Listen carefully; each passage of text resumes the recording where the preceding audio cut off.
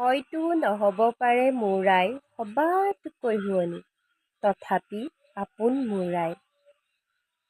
মোৰ ফালৰ পৰা সকলো মালৈ মৰম যাচিছোঁ আৰু সন্মান জনাইছোঁ।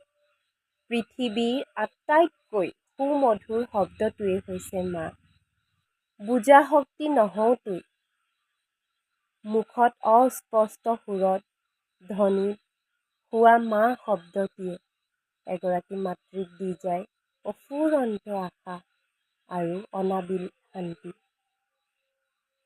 বুকুৰ উমেৰে ডাঙৰ দীঘল কৰি পৃথিৱীত মানুহ ৰূপে থিয় কৰাই যদিও মাকৰ মনত সন্তানটি সদায় শিশু সদৃশ।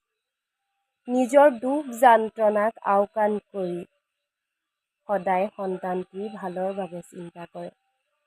যাৰ পৰা আমাৰ বুকুৰ ধপধপনি আৰম্ভ হ'ল, যাৰ পৰা আমাৰ উশাহ নিশাহ লোৱা আৰম্ভ হ'ল, যাৰ পৰা আমাৰ শিক্ষা, যাৰ পৰা আমাৰ চিকিৎসা আৰম্ভ হ'ল, তেওঁৱেই নহয় জানো মা?